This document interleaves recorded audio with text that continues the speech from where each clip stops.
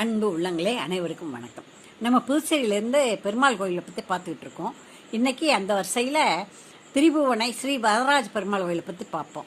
புதுச்சேரிக்கு மேற்க விழுப்புரத்துக்கு பக்கத்தில் 23 கிலோமீட்டர் தூரத்தில் இந்த தென்கலை ஸ்ரீ வரதராஜ பெருமாள் கோவில் இருக்குது.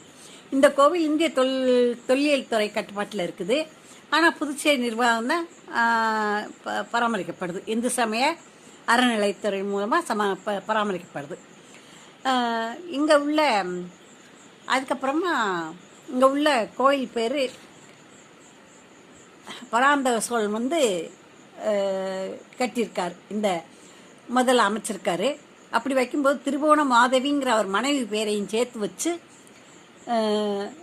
சதுர்வேதி மங்கலம் சேர்த்து வச்சுருக்காரு. திரிபுவன மாதவி சதுர்வேதி மங்கலம் சேர்த்து வச்சுருக்காரு.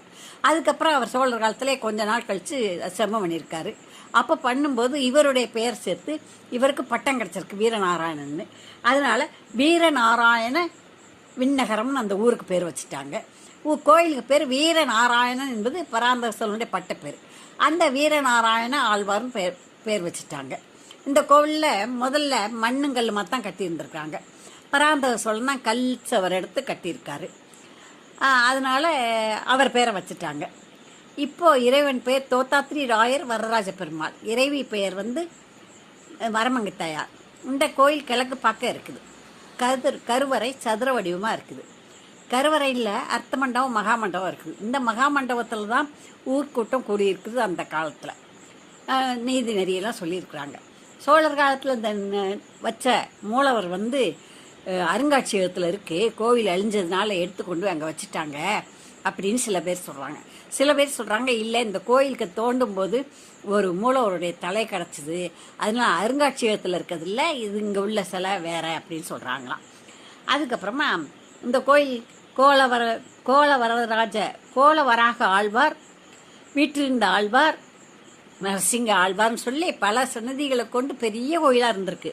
ஆனால் அது அழிஞ்சு போனதுனால அதை வேறு வேறு இடத்துல கொண்டு வச்சுட்டாங்க. அப்புறம் கருவறையும் மண்டபமாக தான் இப்போ காட்சி அளிக்குது.